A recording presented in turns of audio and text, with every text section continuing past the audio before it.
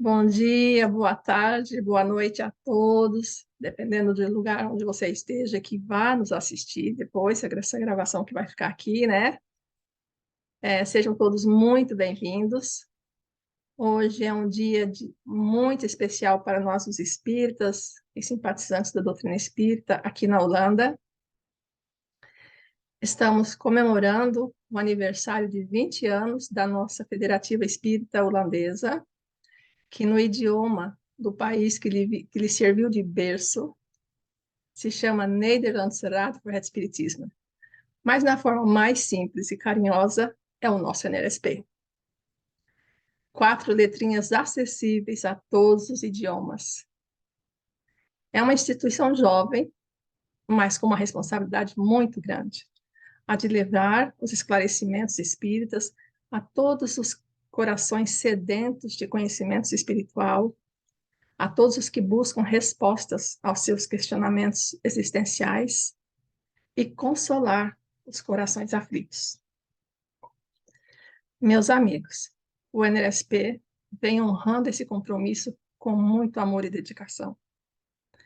E com Jesus, vem superando os desafios do caminho e se mantém fiel aos ensinamentos do Cristo, que Allan Kardec tão bem soube expressar na codificação espírita. Ninguém, e nem mesmo uma organização dessa natureza, nasce e cresce sozinha. Nesses 20 anos, muitos amigos de ideal espírita, ativos no movimento espírita internacional, estiveram presentes na construção da nossa federativa. Para não sermos injustos com todos os amigos que, de alguma forma, colaboraram com a construção do NSP, seja através de palestras, capacitações, orientação, apoio espiritual em momentos difíceis, porque eles existem.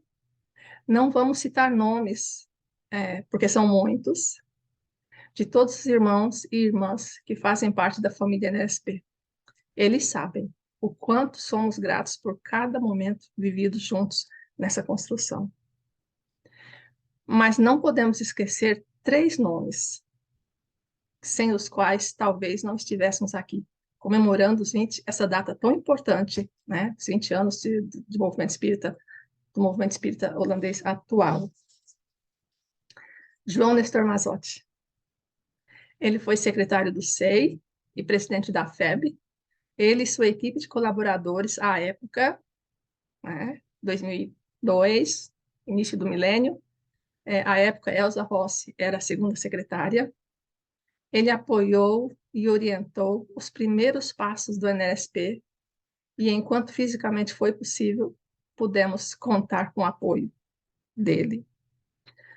Seu Nestor já está na pátria espiritual e continua trabalhando ativamente em prol da doutrina espírita. Seu Nestor, receba o nosso abraço onde quer que você esteja.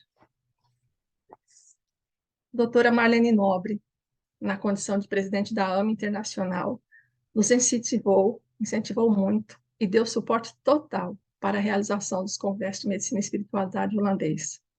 Muitos nativos, e especialmente o pessoal da área da saúde, conhecem o paradigma médico espírita através desses congressos. Nossa querida doutora Marlene também já está na pátria espiritual, mas continua, né, nos inspirando e nos apoiando espiritualmente. A ela também o nosso pleito de gratidão. Divaldo Pereira Franco, que nos inspirou a nos unirmos em torno do trabalho espírita, e daí surgiu a nossa federativa. Muita gente aqui na Holanda conheceu o espiritismo através de suas palestras e seminários organizados pelo NSP. Por fim, registramos a nossa gratidão ao SEI pelo apoio ao longo desses 20 anos. Desde a sua fundação, o NSP é membro do SEI porque entendemos que a união faz a força. Como sabemos, sozinhos somos pontos de vista, mas unidos, juntos, podemos muito. Como o momento é de muita gratidão. Vamos mostrar uma mensagem linda de Joana de Ângeles falando da gratidão. E esta será a nossa prece de abertura.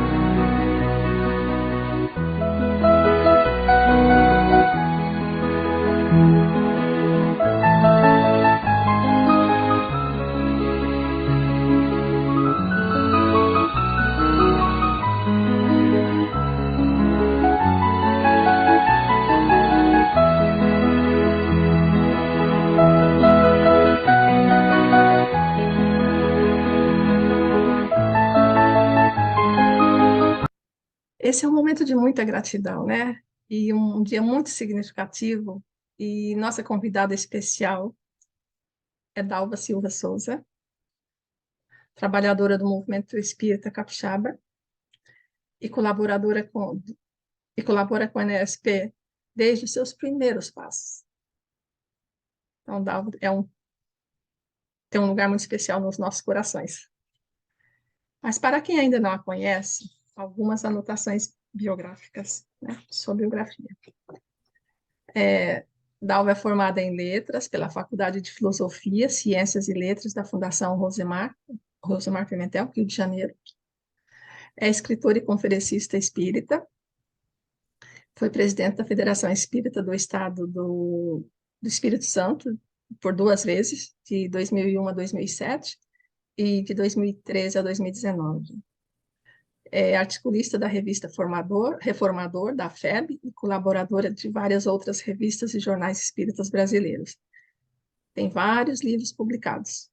Os Caminhos do Amor, Passe, Magnetismo Curador, Imortalidade dos Poetas Mortos, em coautoria com Lamartine Palhano Júnior, Os Caminhos da Liberdade, Conflitos Conjugais, Manual para Pais e Professores de Adolescentes, e Na Medida Certa, em coautoria com Leila Brandão, Manual para Falar em Público, A Morte Não é Bem Assim, e A Mãe na Vitrine, em coautoria com Leila Brandão e Silene Guida. Atualmente é coordenadora do Núcleo de Pesquisas e Estudo do Evangelho e colaboradora de várias áreas estratégicas da FES, a Federativa Capixaba, né, do Estado do Espírito Santo. Dalva, seja muito bem-vinda. É uma alegria imensa, é uma honra contar com a sua presença, mesmo que digital, né, para falar da missão espírita. Então, a palavra é sua. Daqui para frente é com você. Muito bem-vinda. Muito obrigada, viu, Maria? É uma alegria muito grande estar com vocês nesta comemoração. Eu me lembro bem, em 2004 estivemos juntos presencialmente em eventos do NRSP e foi muito gratificante conhecer um grupo que se esforça por iniciar essa tarefa, era no comecinho mesmo dessa instituição, e lembro a dedicação de todos, porque são espaços muito adversos à mensagem consoladora de Jesus, os espaços do mundo europeu, tanto que nós sabemos que a espiritualidade determinou a transferência dessa árvore generosa do Evangelho para o Brasil, na sua configuração de consolador prometido por Jesus, porque os cenários europeus são cenários que geram uma dificuldade adicional à propagação das mensagens espiritualizantes. O grande trabalho é a espiritualização da humanidade, esse é o grande trabalho, não é? Então, a gente lembra o comecinho do NRSP, quando Maria iniciou essa caminhada, e a gente vem acompanhando à distância, sempre com muita, muito incentivo nas nossas vibrações para que vocês prossigam firmes. O trabalho é desafiador, mas a participação só nos enriquece. E eu costumo dizer aqui no Espírito Santo, para o pessoal que trabalha conosco, que nesse jogo, que é o jogo, metaforicamente, esse jogo de trabalhar pela implantação da mensagem consoladora do Espiritismo, eu costumo brincar que nesse jogo só se perde por WO. Perder por WO é quando a pessoa não comparece para jogar, né? Então, só perdemos quando desistimos do jogo e nos ausentamos do jogo. Se não desistimos, se perseveramos, ainda que de imediato os resultados não nos pareçam muito promissores, nós, pessoalmente, individualmente, sempre ganhamos. Não há como perder, porque esta atividade está sob a égide de Jesus, nosso mestre. E as falanges amorosas que trabalham com Jesus, elas se espalham por toda parte, incentivando a realização de todos esses eventos que marcam as nossas caminhadas. Então, a missão do Espírita, nossa tarefa aqui, conversar com vocês na manhã de hoje sobre a missão do Espírita. E logo de primeira mão, a gente não pode deixar de lembrar o Evangelho segundo o Espiritismo, quando a gente trabalha com esse tema, porque no Evangelho segundo o Espiritismo, esse tema é tratado num capítulo que tem o título Trabalhadores da Última Hora. Então, Trabalhadores da Última Hora é uma designação de uma parábola de Jesus. A parábola todo mundo já conhece, que é aquela do Senhor, que é um senhor da vinha, ou que é o grande fazendeiro, que é proprietário de um espaço de cultivo e que vai assalariar trabalhadores para a sua lavoura. E ele vai de manhã, e ele vai no meio do dia, ele vai mais tarde. Na última hora, ele ainda está assalariando trabalhadores. E na parábola, toda parábola de Jesus é assim, tem sempre alguma coisa inusitada que Jesus coloca no enredo, porque é aquilo que é inusitado que chama a nossa atenção para observar que ele não está falando do cenário do mundo, ele está falando de alguma realidade para além dessa que nós estamos aqui percebendo diretamente com os nossos sentidos físicos.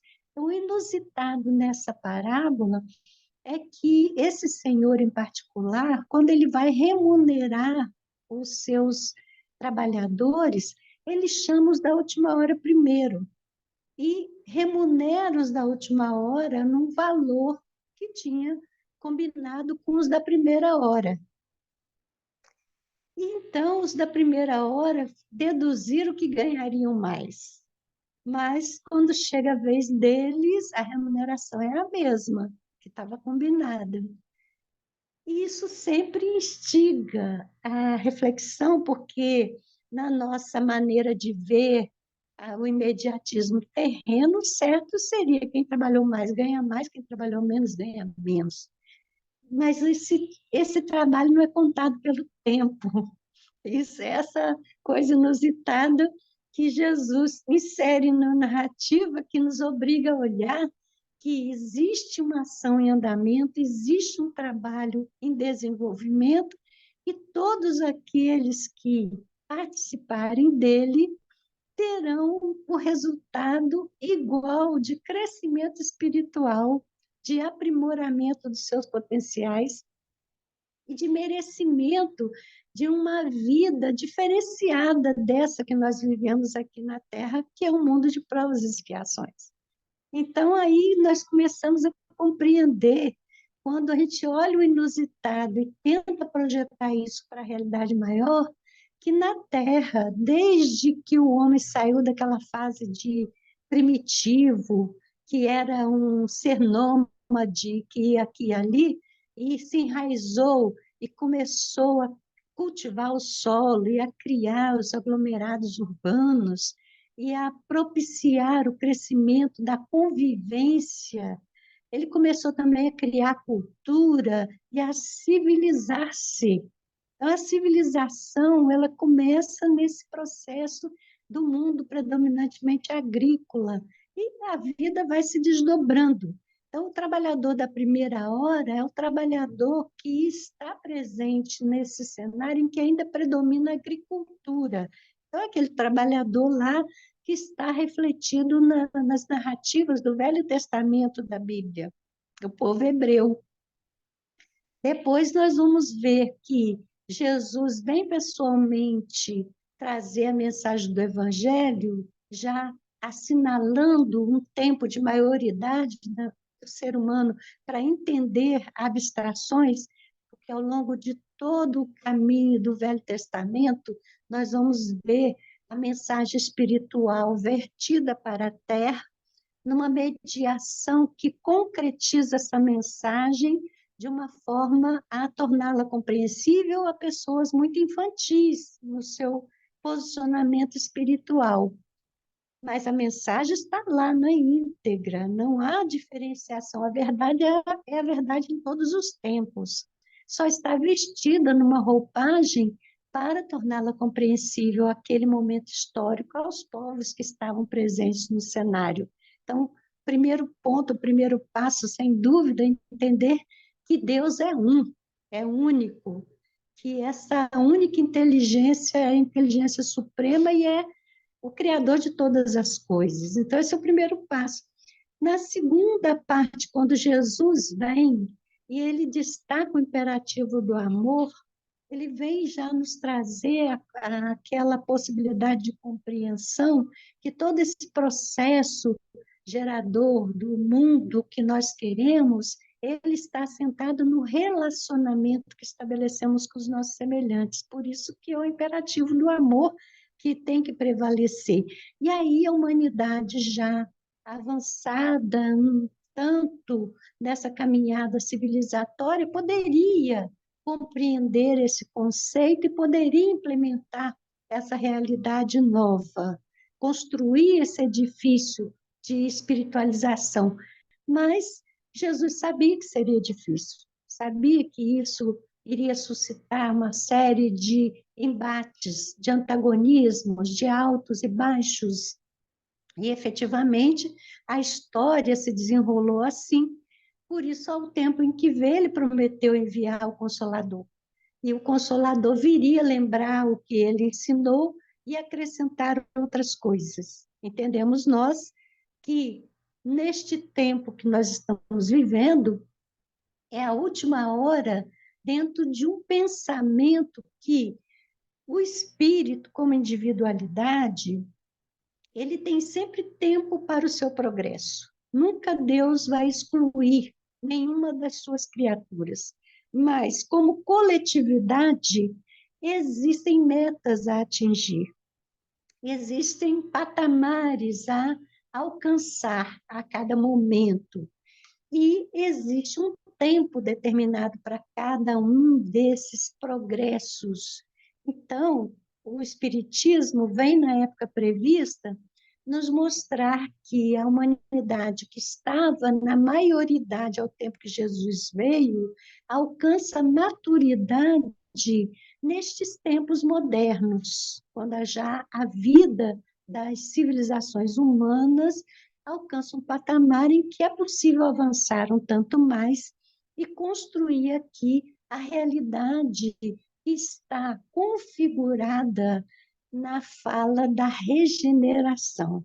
Isso significa alcançar um patamar nesse processo de desenvolvimento espiritual em que as relações estão configuradas numa serenidade, no respeito das criaturas umas para com as outras. Então, o Consolador vem na última hora. O trabalhador que entende a mensagem que o Espiritismo trouxe é um trabalhador da última hora.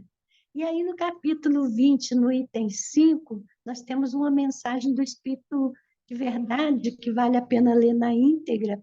Nós só estamos lembrando aqui um trechinho, que o Espírito de Verdade diz assim: ditosos os que hajam dito a seus irmãos, trabalhemos juntos e unamos os nossos esforços, a fim de que o Senhor, ao chegar, encontre acabada a obra. Vejam que existe uma obra, existe um trabalho que está em desenvolvimento, existe um Senhor que preside a tudo, que é Deus, nosso Pai, que assalaria trabalhadores, que vai buscar, no contexto das habitações que povoam o mundo, cada planeta é uma morada, nesse cenário imenso do universo, esse Senhor vai buscar os trabalhadores dentre os que estão ligados a este planeta. Então, nossa humanidade está aqui sob a égide de Jesus, que nos coordena a caminhada. Jesus, ele orientava o povo hebreu na caminhada de difusão da mensagem do Deus único. Ele pessoalmente veio trazer essa mensagem que esse Deus único, essa inteligência suprema é amorosa, é justa, está presente no cenário da criação, não criou simplesmente e deixou o mundo assim, mas criou e preside toda a criação com a sua amorosidade. Mas esse sentimento que está em nós, porque somos filhos dele, está em nós como semente que nós precisamos fazer desabrochar. Então, vivendo em mundo de provas e expiações, nós precisamos ter essa equipagem biológica que reduz a nossa percepção ampliada das coisas. Nós, espíritos, estamos ligados ao corpo biológico e temos que agir por intermédio dele, nesse cenário aqui que nos acolhe. Mas não estamos presos como um pássaro dentro da gaiola.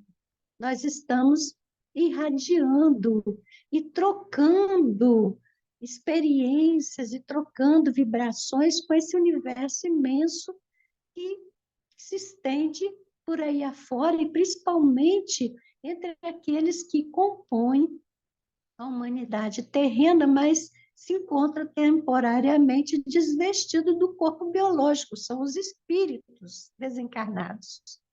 E aí nós vamos compreender que, como seres interexistentes, nós estamos participando pelo corpo físico de uma realidade que os nossos sentidos físicos conectam Então, estamos convivendo com pessoas, e essas pessoas estão no nosso ambiente, seja familiar, seja profissional, seja um ambiente de compartilhamento na instituição espírita, não por acaso. Nós estamos reunidos com aqueles com os quais precisamos tecer esses laços de colaboração. Isso que é o mais interessante em todo esse processo. E estando aqui interagindo nesse mundo físico, não deixamos de conectar aqueles que estão associados a nós por afinidade no mundo dos espíritos. E com eles também interagimos.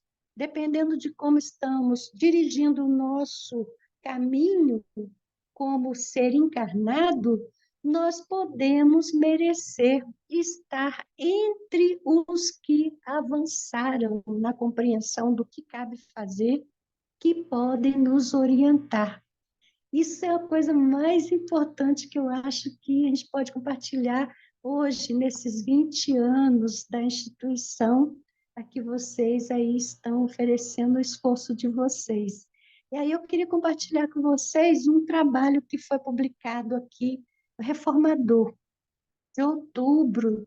Este mês de outubro, nós estamos nele em curso. Foi publicado neste mês na revista Reformador. Maria falou aí que eu sou colaboradora da revista.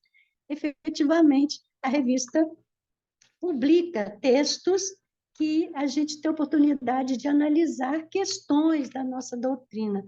Um texto que eu quero compartilhar com vocês está aqui nesse artigo publicado neste mês, o discurso de Eusébio. Esse é um discurso interessantíssimo para a nossa ação no movimento espírita nestes tempos que correm. Aí eu tenho que falar para vocês, quem é Eusébio, o que, que ele falou? Tem que dizer o que, que é também de onde eu tirei esse discurso. Então, ocorre que esse discurso está no livro No Mundo Maior. É um livro da coleção A Vida no Mundo Espiritual, é uma coleção extensa de vários livros escritos por Francisco Cândido Xavier como médium psicógrafo, mas o ditado é de um espírito, de um mentor desencarnado, que se chama André Luiz. André Luiz é um pseudônimo, assim como Allan Kardec é o pseudônimo do professor Hippolyte Leon Denis Arrivai, o nosso codificador.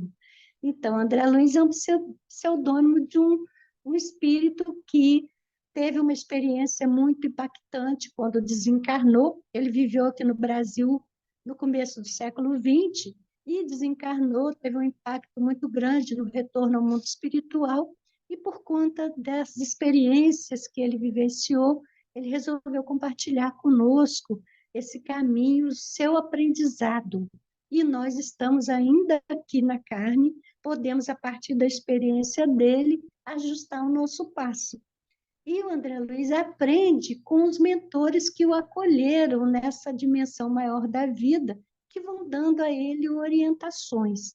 Então, o discurso de Eusébio é o discurso de um mentor que ele ficou conhecendo nos espaços dimensionais onde ele está habitando agora, e Eusébio, ele nos define como alguém que orienta pessoas que estão encarnadas, e estas pessoas estão ligadas a trabalhos dentro do âmbito da espiritualização do ser humano. Olha como isso nos interessa. O Eusébio reúne no mundo espiritual, durante o desdobramento do sono físico, várias pessoas. Essas pessoas são religiosos, são pessoas ligadas ao contexto da religiosidade, mas não são espíritas somente. São pessoas que estão em vários campos da religiosidade, porque o trabalho de espiritualização do ser humano é um trabalho amplo, não é só para o espírita realizar. O espírita é o trabalhador de última hora, mas ele é um trabalho que vem sendo realizado desde o início, e esse trabalho já gerou várias associações com esse propósito. E aí o Eusébio vai reunir 1.200 companheiros ligados ao pensamento religioso nesse espaço em que ele está, para dar orientações acerca do que cabe fazer, para chamar a atenção delas acerca deste tempo que nós estamos vivendo, que a gente tem uma obra para realizar. E o que é que vamos fazer para terminar essa obra? Diz o Espírito de Verdade, são bem-aventurados aqueles que colaborarem, porque quando o Senhor vier, vai encontrar a obra terminada e vai remunerar os trabalhadores de todas as horas, né? Está prometida essa remuneração a todos, mesmo que tenha trabalhado só uma horinha. Não importa quanto tempo trabalhou, importa a qualidade do trabalho. Então, Eusébio vai dizer para essas pessoas, vou fazer aqui um resumo do que ele falou, algumas falas muito significativas para a nossa reflexão. Primeiro, ele diz que os planos divinos nos parecem misteriosos, mas todos somos destinados à felicidade. Então, a encarnação é uma imposição divina. Na encarnação, como indivíduos, nós temos um elo de experiência vinculado a elos anteriores, que são as vidas anteriores, as encarnações anteriores. E neste elo atual estamos preparando a próxima encarnação. Então, isso é uma imposição divina para nos levar ao desenvolvimento pleno dos nossos potenciais e à felicidade. Mas, às vezes, quando a gente está encarnado, os planos parecem muito misteriosos. Nós não conseguimos entender alguns lances da jornada. Isso é uma verdade. Então, é preciso que a gente perceba a limitação em que estamos colocados. No limite da vida, da personalidade terrena, é difícil compreender os planos do Criador, mas todos eles são fundados na mais perfeita justiça e na mais perfeita misericórdia. Isso nós precisamos saber.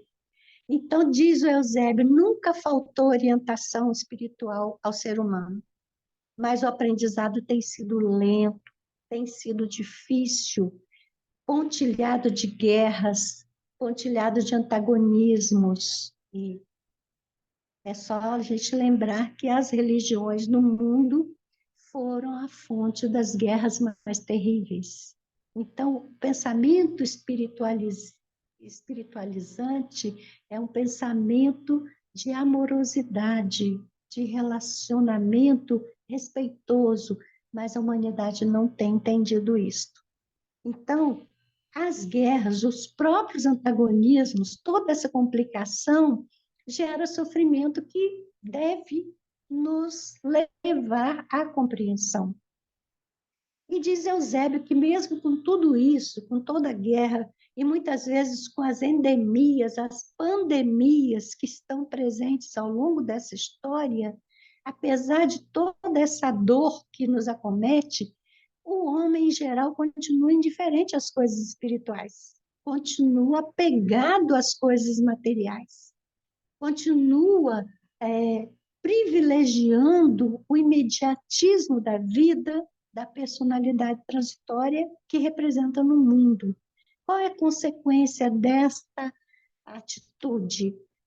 Desequilíbrios emocionais, moléstias da alma, que acarretam assassinatos, suicídios, sequestros, estupros, assaltos, e a vida vai ficando perigosa.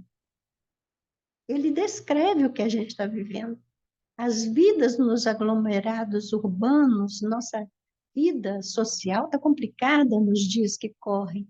Então, ele disse que quem já despertou para a necessidade de se espiritualizar precisa trabalhar em união com outros também despertos, para reverter esse quadro geral que ainda ainda está presente. É só a gente ver os focos de guerra que estão no mundo neste século XXI.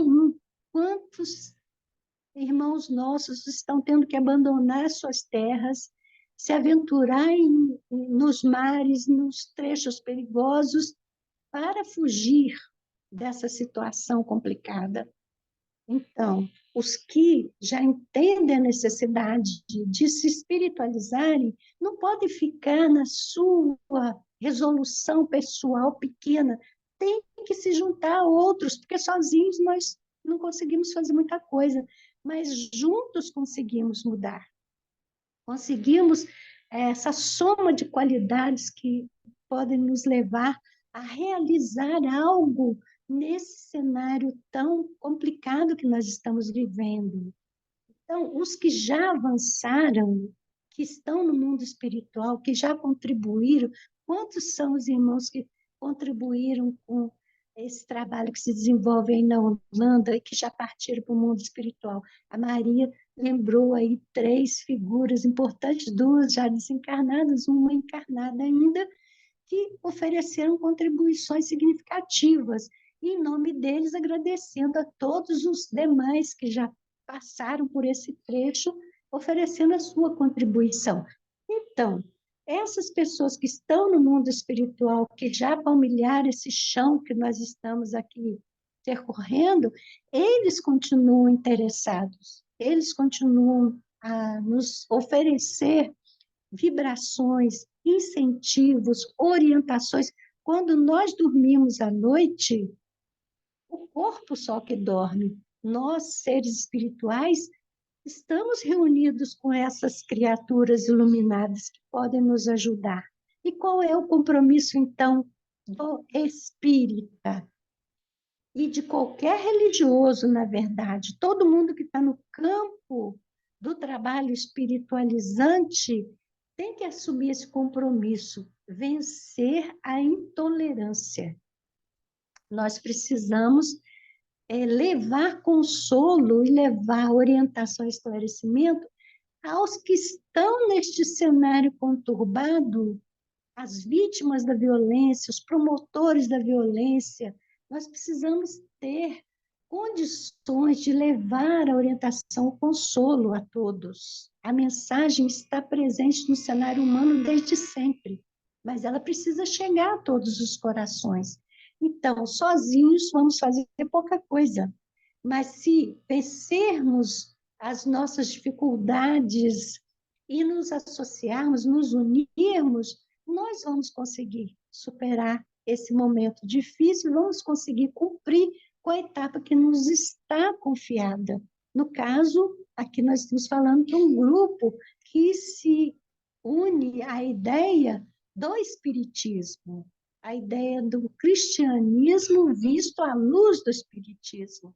E esta configuração da mensagem, ela nos traz a possibilidade de encarar a razão, como diz Kardec, face a face, porque não é uma fé dogmática, não é um movimento místico, não é fundado em sobrenatural, é fundado numa análise do fenômeno que acontece com todos nós, o fenômeno psíquico, porque somos espíritos, estamos interagindo com o mundo espiritual. Então, o Espiritismo vem revelar essa realidade, vem colocar para a gente de forma palpável esse mundo espiritual que não é uma abstração. Então, se nós vencemos aquilo que aparentemente nos coloca em campos opostos, porque todo mundo que trabalha para se espiritualizar e para gerar um movimento espiritualista, é por isso mesmo participante da mesma seara de trabalho.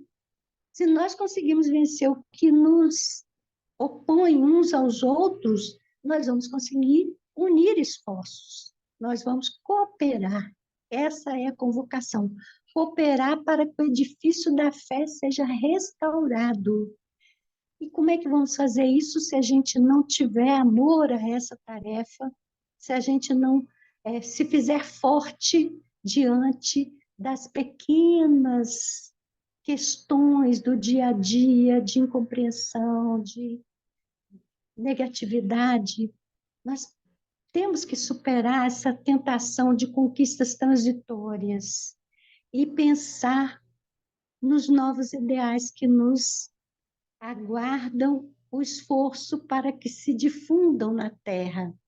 Aí eu vou compartilhar com vocês, agora assim, nesse final das nossas reflexões, eu vou compartilhar com vocês uma ideia muito interessante que a gente já até compartilhou aqui no Espírito Santo com companheiros da tarefa federativa, que é, no Brasil, as federativas estaduais, elas realizam o trabalho de difusão do espiritismo no âmbito do Estado, e temos o Conselho Federativo Nacional, que reúne esses representantes sob a coordenação da FEB, para combinar, para estabelecer todo esse caminho de ação efetiva.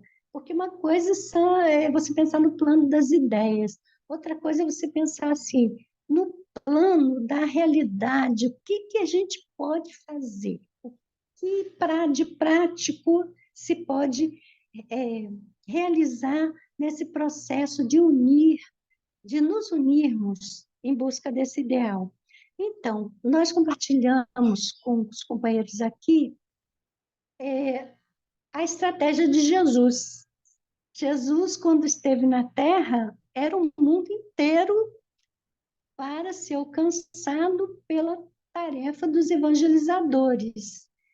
E aí, o que Jesus fez? Ele reuniu 12 companheiros encarnados, porque ele sabia que ficaria pouco tempo.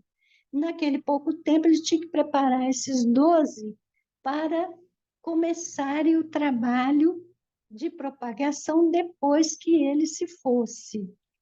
Então, o que Jesus fez? Em determinado ponto desta sua jornada de capacitação dos seus discípulos, ele pegou esses 12 e constituiu 6 duplas. Mandou que de 2 a 2 fossem as localidades vizinhas para dizer àqueles que iriam acolhê-los: é chegada a vós o reino de Deus. Então, essa mensagem é uma mensagem muito interessante a gente refletir. Por que ele dividiu em duplas? Porque a dupla é a equipe mínima. Não dá para trabalhar sozinho. O trabalho não é um trabalho de uma cabeça. O trabalho é sempre de equipe. E a equipe mínima é a dupla. Então, se a gente tem 3, se a gente tem 4, se a gente tem 6, nós já estamos no lucro. Mas se não temos, a gente tem que arranjar um companheiro, uma dupla, porque é na interação dessa dupla, pelo trabalho que cada um faz na sua intimidade, de acolher o outro, de unir-se ao outro, é nesse movimento de troca de energia entre duas inteligências que se faz possível a intervenção das inteligências de mais alto. Percebe?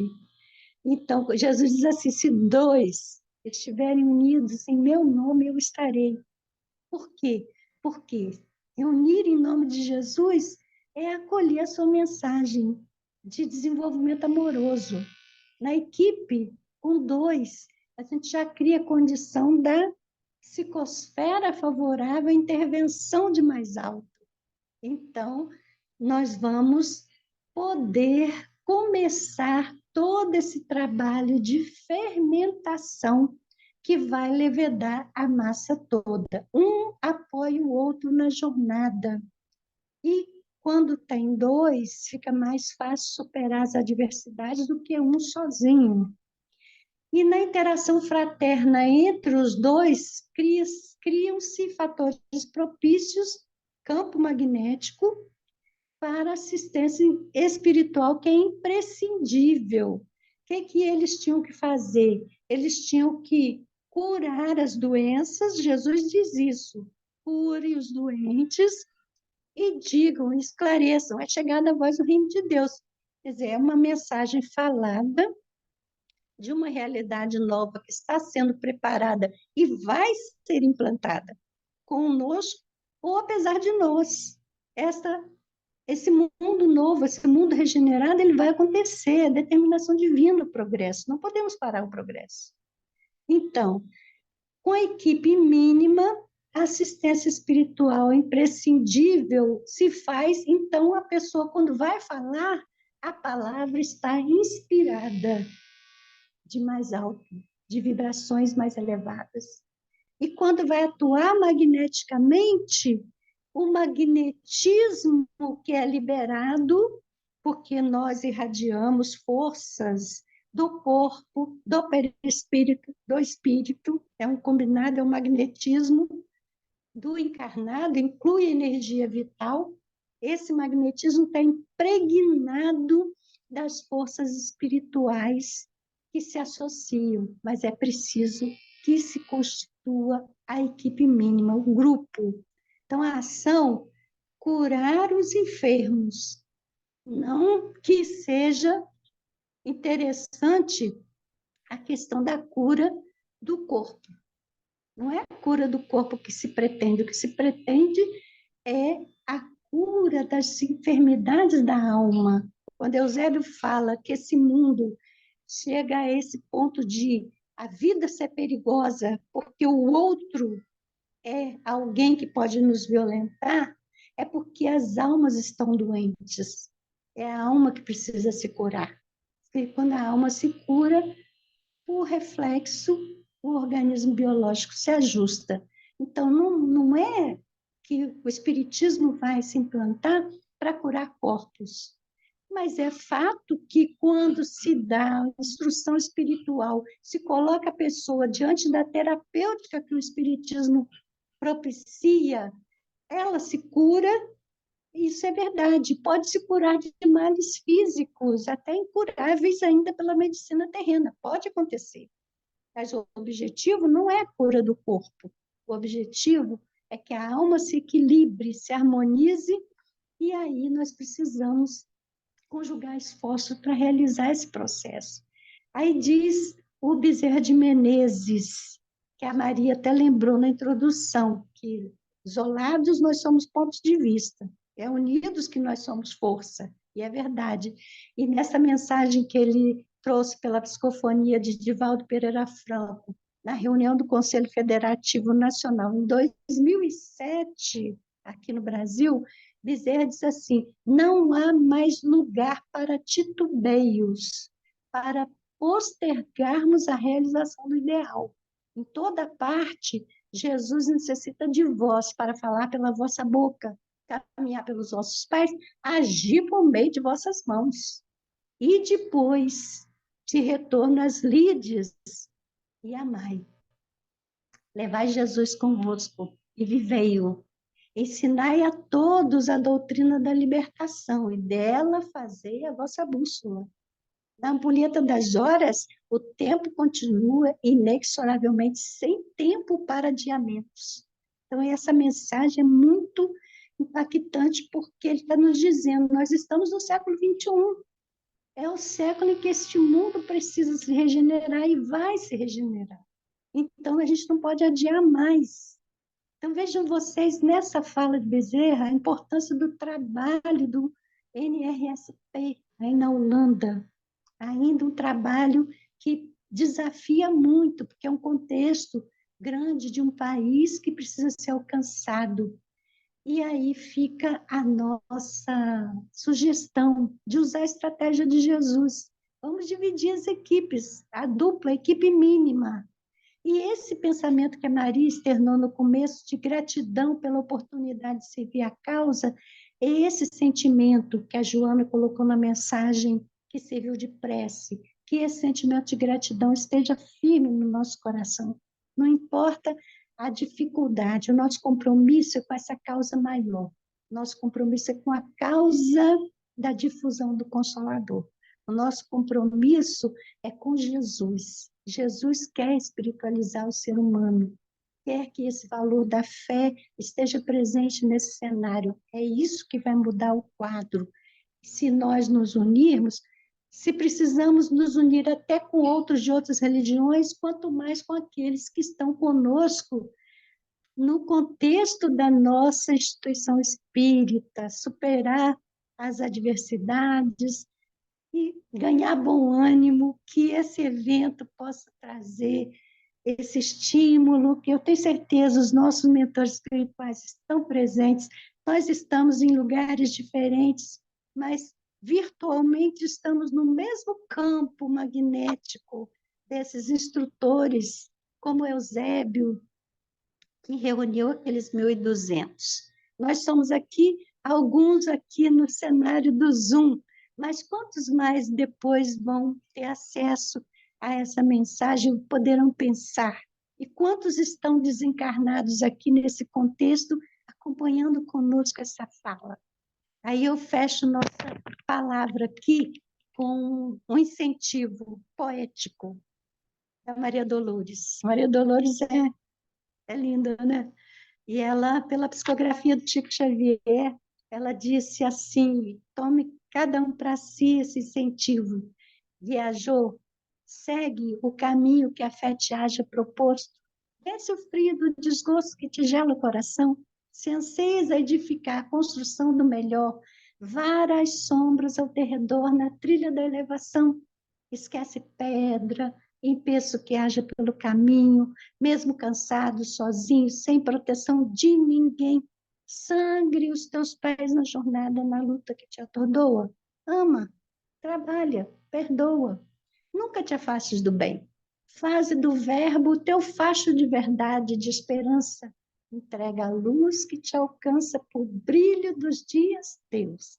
Eleva-te, busca o alto, faz o dever dia a dia. Encontrarás a alegria da plena união com Deus. O salário é o mesmo do trabalhador da primeira hora, acreditem nisso. Muita paz, muito obrigada pela atenção, que Jesus abençoe, fortaleça a todos vocês sempre.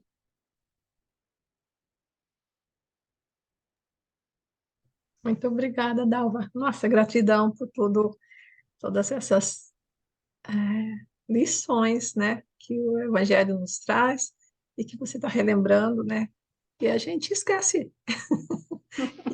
Precisamos estar sempre alertos e repetindo, e cada vez que a vida nos exige um pouco mais, voltarmos lá na fonte, né?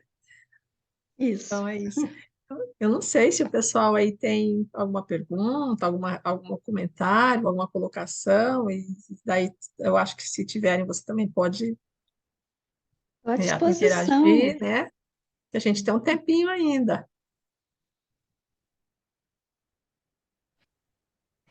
todo mundo refletindo. Lembrei de uma Oi, boa colega. tarde. Aqui é Mônica. Eu queria perguntar quando é que vai ser a próxima palestra? Está me ouvindo? A próxima palestra, Mônica, Sim, palestra. para o grupo da gente e também se você tem o canal que a gente pode te assistir também. Então, canal eu não tenho, mas as minhas falas são sempre gravadas quando me convidam, né? As pessoas gravam, e tem muita palestra disponível no YouTube. Se colocar meu nome lá, você tem acesso a muita coisa. E as palestras que eu faço aqui no Espírito Santo, presencialmente, geralmente não são gravadas, mas tem muita coisa já gravada. E o tempo que vocês tiverem disponível, que a gente puder agendar, eu me coloco à disposição para compartilhar com vocês. São muitos anos de estudos da doutrina espírita, a gente tem muito assunto já trabalhado, a gente pode fazer essa discussão e esse compartilhamento, e para mim é sempre uma alegria compartilhar, tá certo? Muito Nós, obrigada.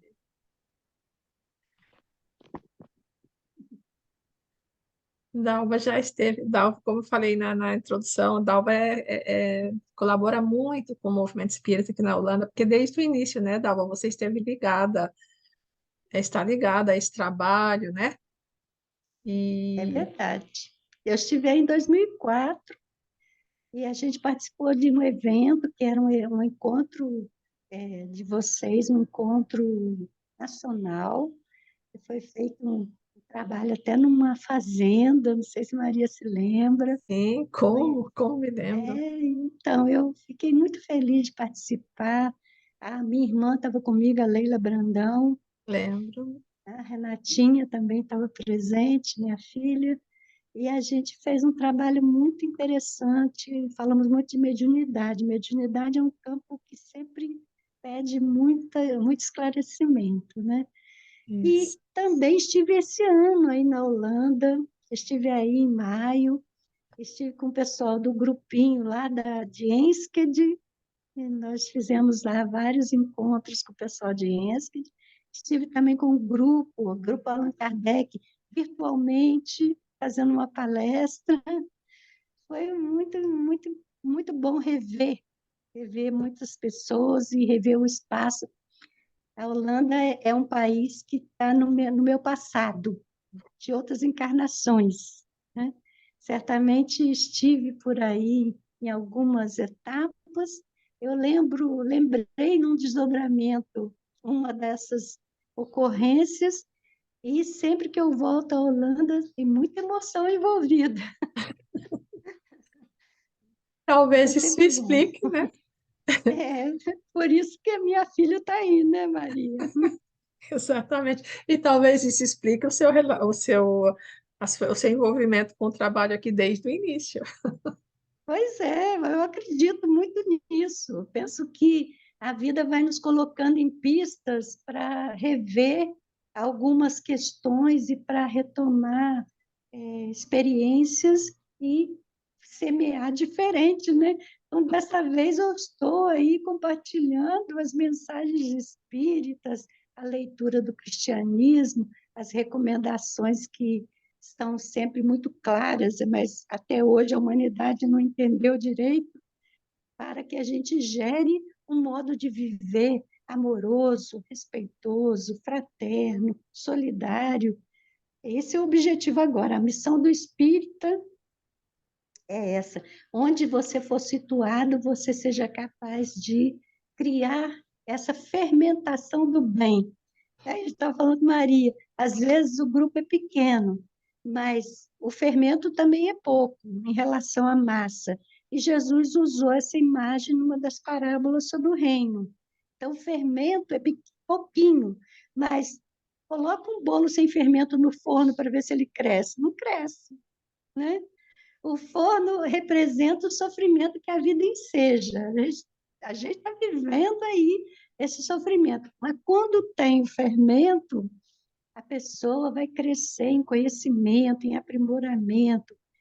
O cristão tem que ser esse fermento que faz o crescimento do bem, né? Associando a outra pessoa, você constitui a equipe que é capaz de veicular para cá as irradiações de mais alto que nos orientam neste caminho. Então, nunca se isolar.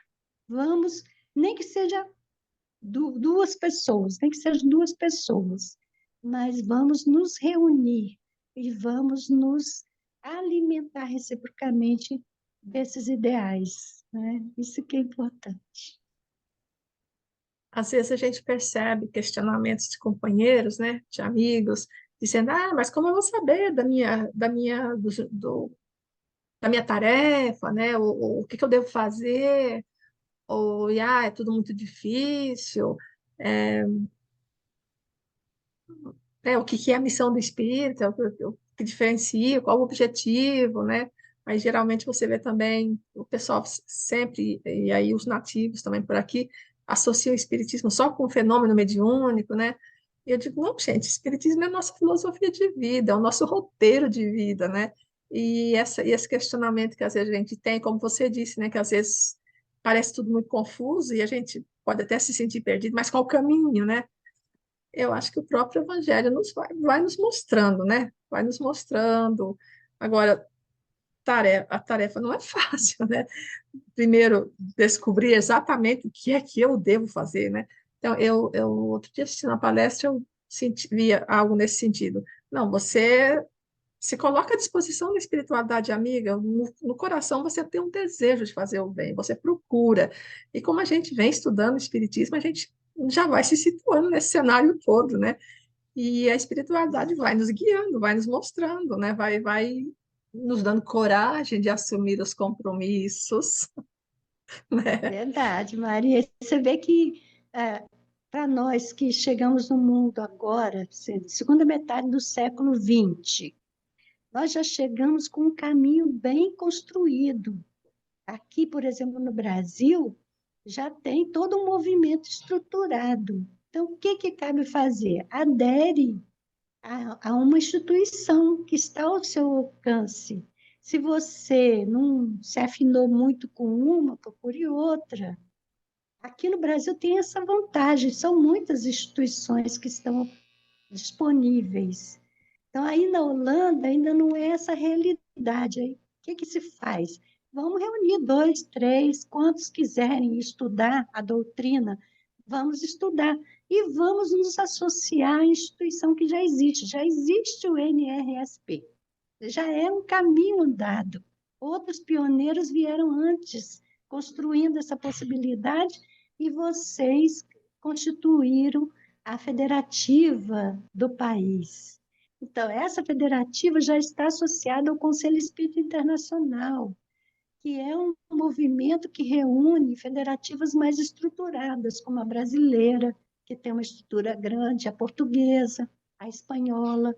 Então, são instâncias em que o trabalho já realizado pode ser absorvido por aquele que está começando a jornada. Então, nós já temos um caminho andado, então isso facilita muito. É só ter boa vontade. Pensa aí, qual o seu talento? E esse talento coloca à disposição da instituição que está mais próxima. Se não tem, convida dois, três companheiros, fundem um pequeno grupo de reflexão, de oração. Esse é o primeiro momento, como disse Jesus. Antigamente, os discípulos tinham que ir pela estrada fora, né? Hoje, nós temos esse meio, esse veículo, que é a tecnologia. Nós podemos reunir num lugar e conectar os que estão reunidos em outro lugar.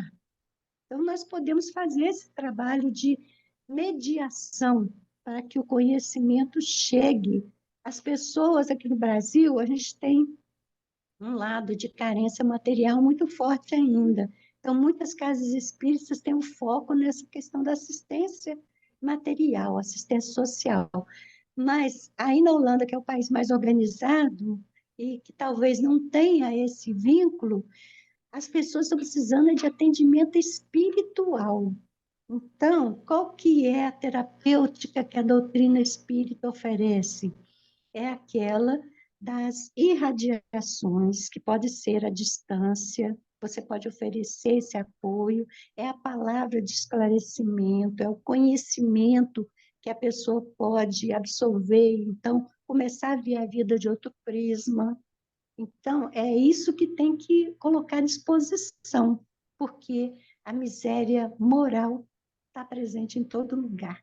E a doença da alma se espalha, gerando essa dificuldade para que o nosso mundo engrene nesse novo patamar da regeneração.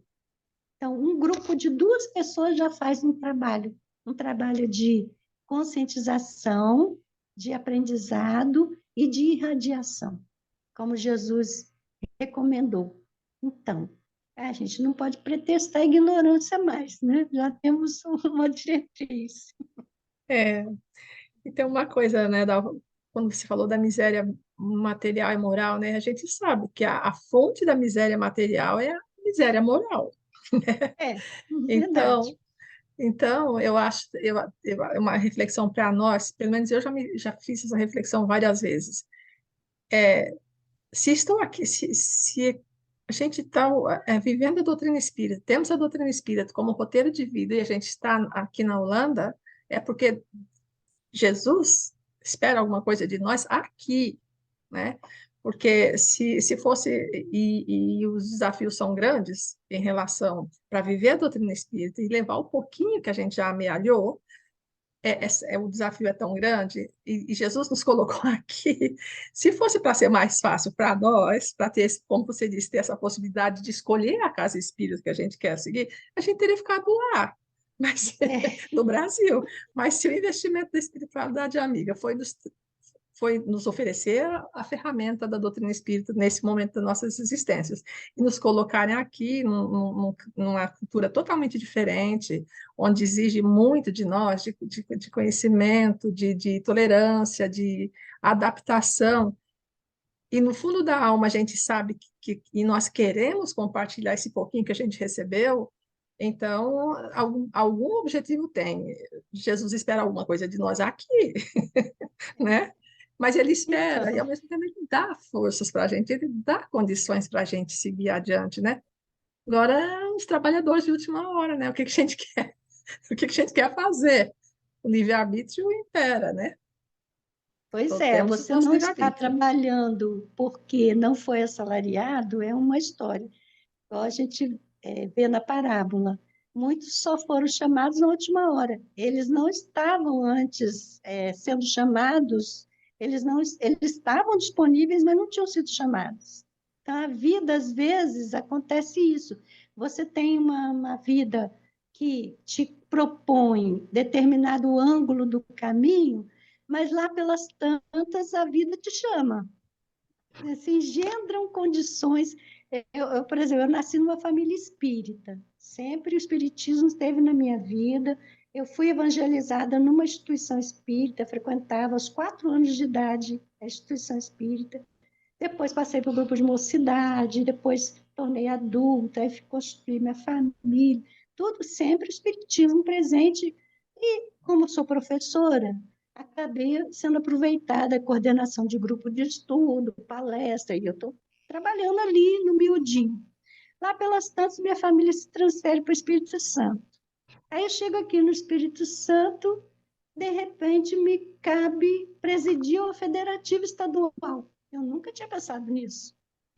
Eu nunca tinha pensado nisso. Eu estava aqui no Espírito Santo, da mesma forma que no meu trabalho todo é palestra, estudo, coordenação de grupo, trabalho de passes. Eu trabalhava como médium, aplicação de passes, sempre trabalhei. Tudo isso no miudinho da casa espírita. De repente chega o desafio de coordenar uma federativa. Né? Aí a vida te chama. Então, eu era um trabalhador ali, né, na lavourazinha do quintal. Mas, de repente, me trouxeram para ampliar o meu espaço, minha lavoura aqui, para trabalhar nessa lavoura maior. Aí você não pode fugir do trabalho, né, Maria? E o trabalho chega. Se você coloca o talento que você tem à disposição, aos poucos se alargam as possibilidades e o chamado para a atividade chega. A gente não pode querer atropelar as coisas e querer disputar espaços de trabalho. Nós tem uma instituição que já tem uma diretoria, já está trabalhando, vamos fortalecê-la, vamos aderir, vamos. Agora, por exemplo, hoje eu não sou mais presidente da federativa, a outra equipe assumiu, mas todo o trabalho que a federativa realiza, que precisa da minha colaboração, sabe que pode contar. Ontem mesmo participamos da capacitação de trabalhadores da área da mediunidade, pediram para coordenar uma mesa com um companheiro especialista de São Paulo que veio compartilhar seus conhecimentos. Eu estava lá, né? Pede para eu fazer uma palestra dentro de um determinado foco. Eu preparo e faço. Eu escrevo, aí o Reformador publica, outras revistas publicam. A nossa revista aqui, eu faço a revisão da nossa revista.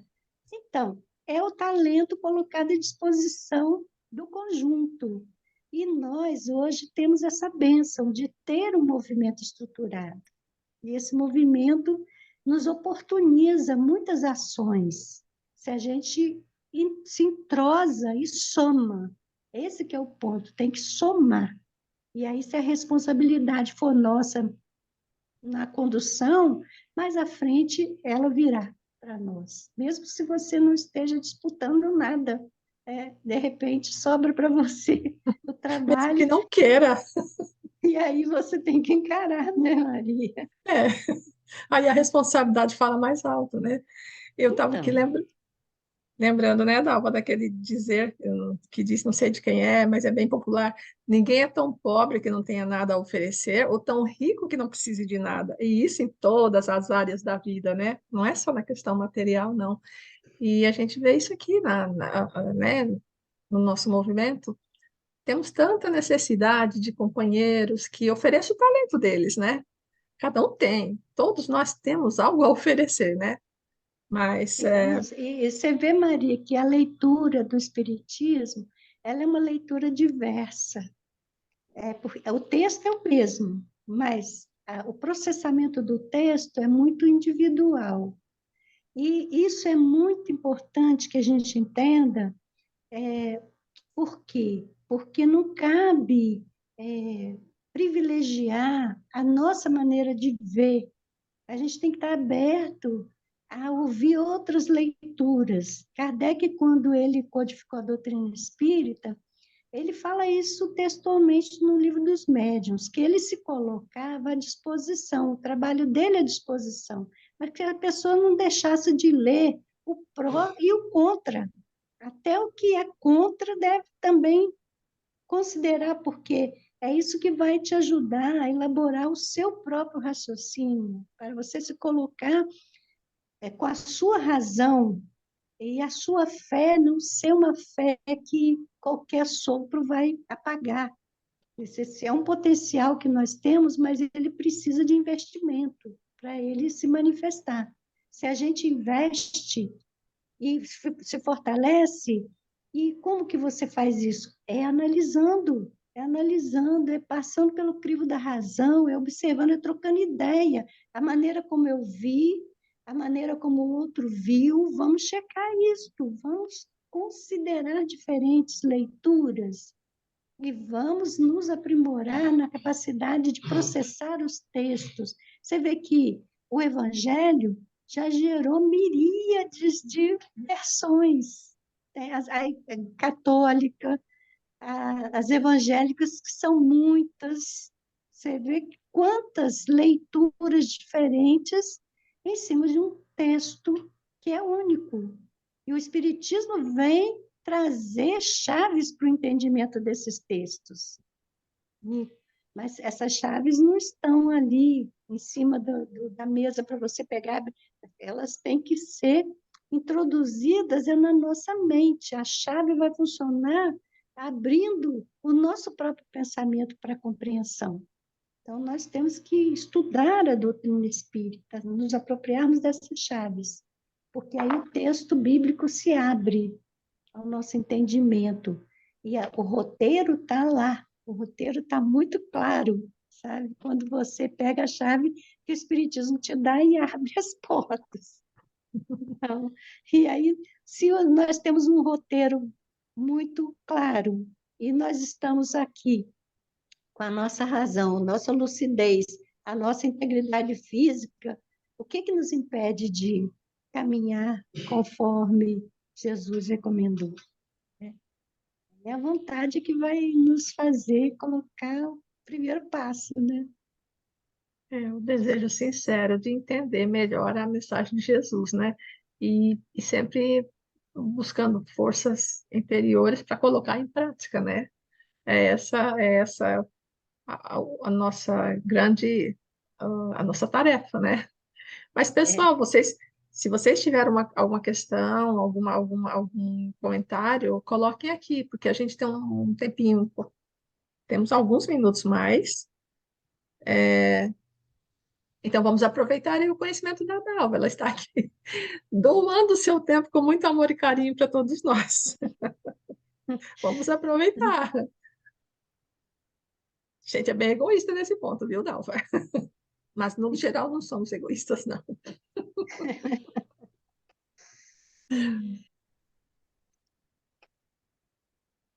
É, Agora eu lembrei, então, de uma palestra de uma pessoa que nem me lembro mais quem foi, mas eu me lembro que a mensagem ficou.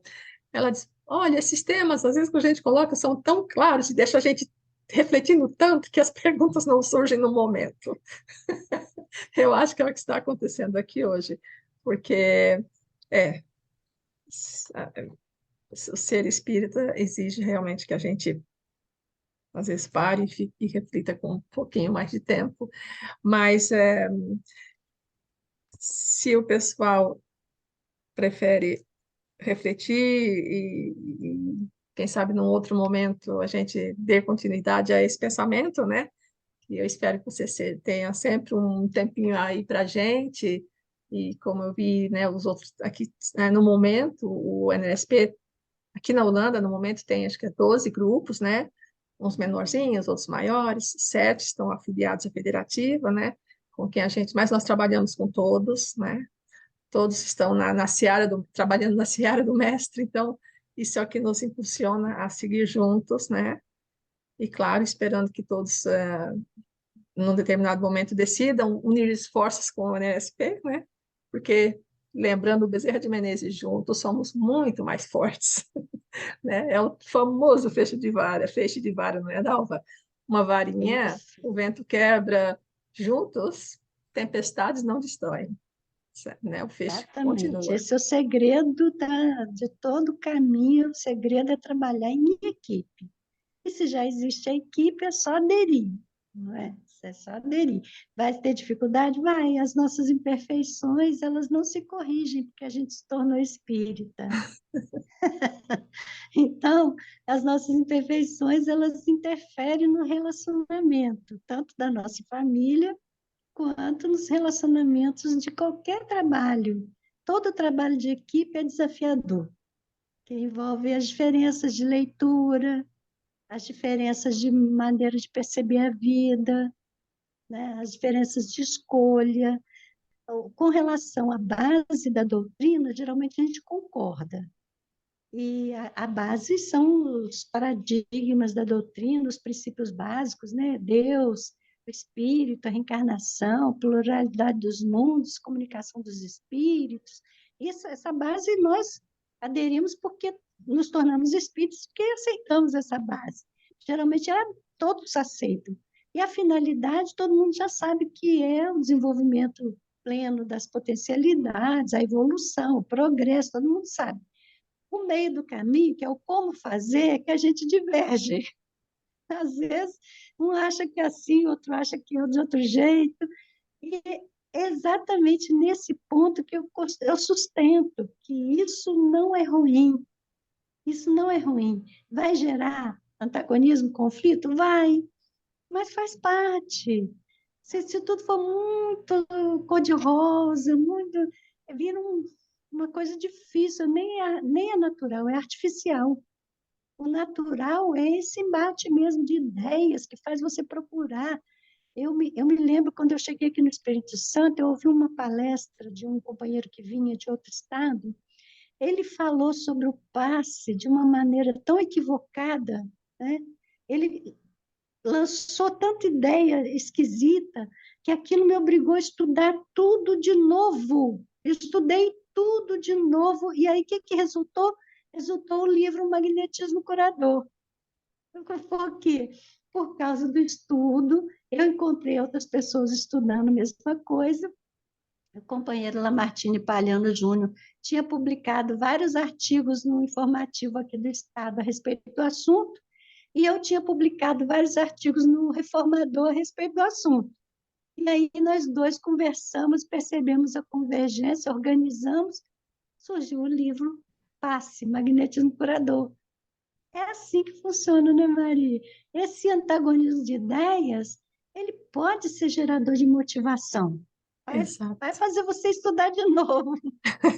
exatamente. Às vezes a gente acha que já sabe aquilo, tá tudo. Quando vê um ponto de vista, uma colocação diferente, já, opa, vou lá, vou voltar deixa eu rever. Aí é o que você está Você vê que falando. a coisa é tão interessante que o outro livro que a gente escreveu, eu e Leila Silene, nós somos três irmãs, Nós escrevemos sobre a morte, por quê? Nossa mãe desencarnou em 97. Quando tinha uns 8 meses da desencarnação dela, ela chegou para a Leila, que é a minha irmã que tem mais mediunidade, mais ostensiva, disse para ela assim, minha filha, eu só vim avisar o seguinte, a morte não é bem assim como vocês estão falando, não. Aí, nós três somos espíritas desde berço, né? Estamos sempre estudando espiritismo. Mas, o que que a gente está entendendo errado nessa história da morte que a mamãe veio alertar? Aí, o que que resultou desse estudo todo? A gente foi estudar tudo de novo. O que que resultou? O livro A Morte Não É Bem Assim. E a Tá gente vendo? compartilha resultados do estudo. É assim que funciona, viu, Maria? São as possibilidades de aprendizado, ampliação do aprendizado que surgem, né? Eu estou vendo aqui um comentário da Mônica de Schuren. Temos duas Mônicas aqui no grupo. A Mônica de Utrecht, que a gente já ouviu, é a outra Mônica. Ela diz assim: comentário sobre convivência com as pessoas não ser por acaso. O comentário que fizemos, né? Acho é isso. Uhum. Família reencarnatória sempre com inimigos ou pessoas que tivemos feito uma falta conosco ou pelo contrário? É uma pergunta, na verdade. Ah, não necessariamente, viu, Mônica? A família é um arranjo pedagógico construído com um objetivo definido do aprimoramento da nossa capacidade de amar. Então, nesse arranjo, tem pessoas que são ligadas a nós por laços de afetividade que vão nos fortalecer na caminhada, e tem pessoas que são relações complicadas do passado que voltam no vínculo consanguíneo para nos desafiar a construir o vínculo amoroso. Então, a ideia é de um arranjo que é temporário. A família consanguínea é um arranjo para uma encarnação. Mas a ideação divina é que nessa encarnação, unidos pela consanguinidade, a gente transforma esses laços de tal maneira amorosos que a gente se torne espíritos afim mesmo, com capacidade de prosseguir compartilhando afeto e construindo juntos um caminho de amorosidade. Então, olha no seu grupo familiar, você vai achar aqueles que se afinam mais com você, que pensam mais do jeito que você pensa, aqueles que estão sempre disponíveis a te acolher, a te fortalecer, e você vai achar aqueles que te questionam, que te criticam, que rejeitam muitas vezes o que você faz ou fala. São aspectos desse agrupamento que nos mostram que os espíritos são diferentes uns dos outros. Mesmo os nossos filhos, eles podem ser encarnação de espíritos com os quais temos laços a ajustar, né?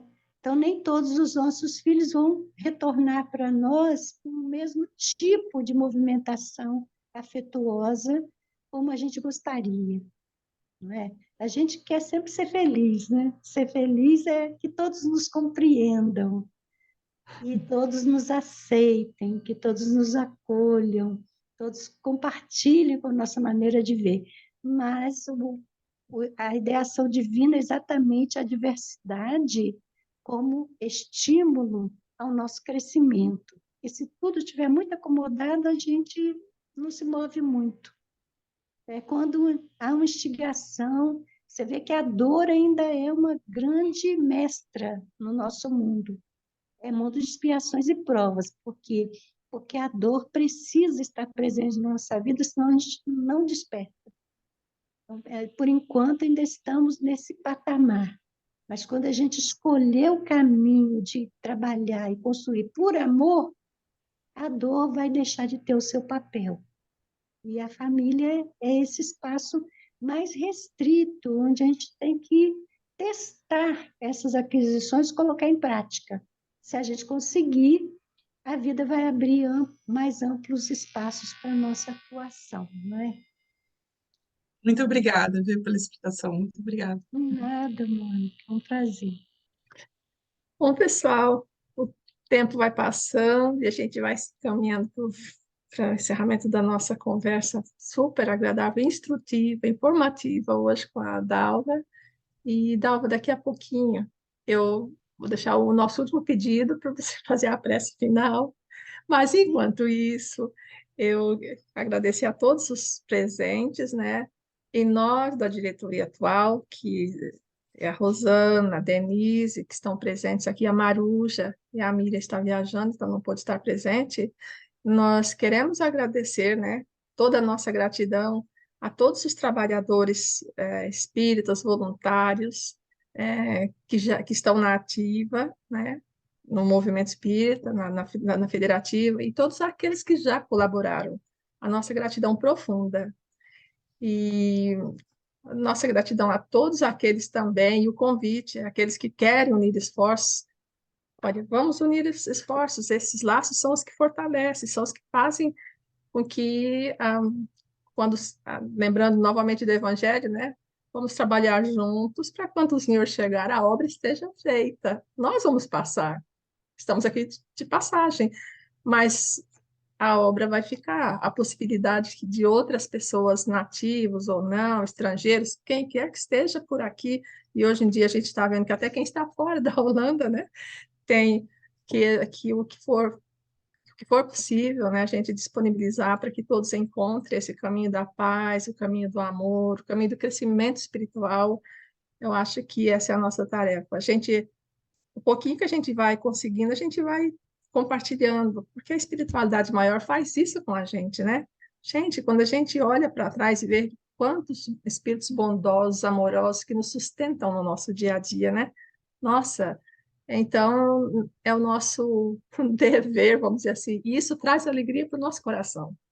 Quando a gente consegue sentir que a gente, de alguma forma, acrescentou, somou a vida de alguém, isso traz uma satisfação espiritual, né, psicológica mesmo, é muito grande. Então, fazer o bem sempre nos conduz ao nosso mestre e nos dá paz de espírito, né?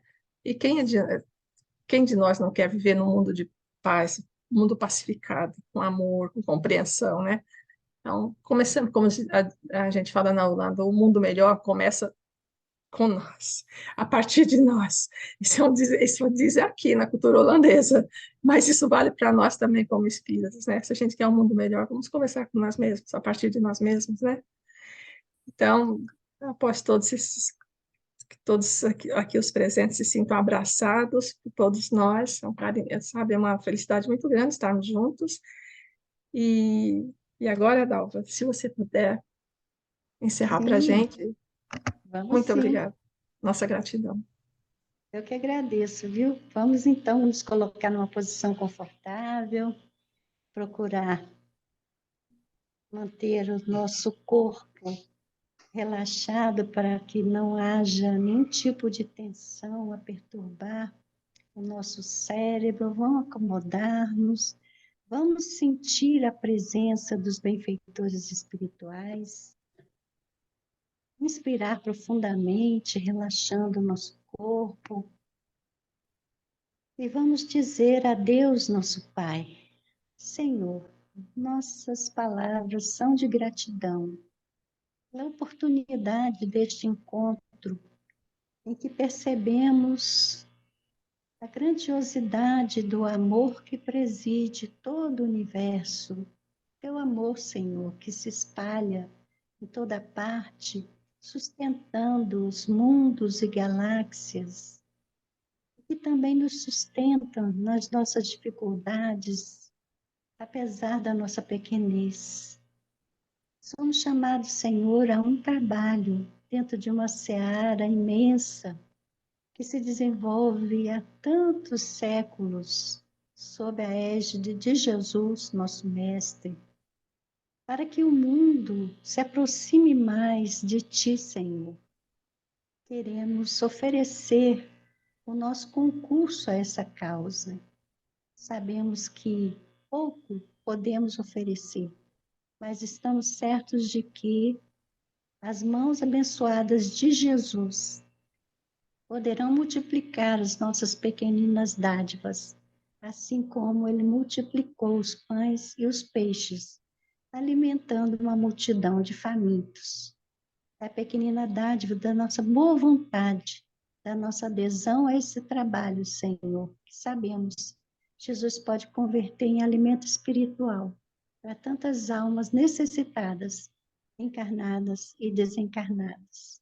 Que possamos, Senhor, neste momento, absorver essa energia amorosa dos benfeitores espirituais, aclimatá-la no nosso coração, na nossa mente, e irradiar de nós mesmos também a paz, o conhecimento dessa doutrina que nos renova, a todos aqueles com quem convivemos no dia a dia de nossas vidas.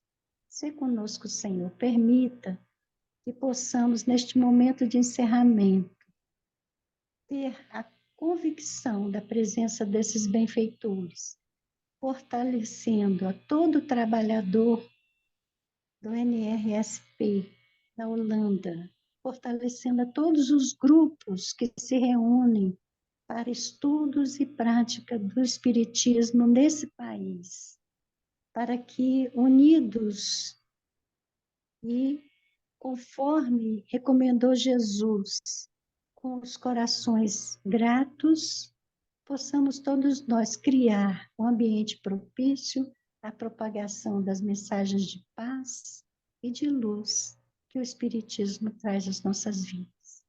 Se conosco, Senhor, despede-nos na tua paz, que assim seja. Graças a Deus. Assim seja. Obrigada, Obrigada, Dalva. gente. Obrigada. Muito Obrigado, Dalva. Bom muito domingo. obrigada.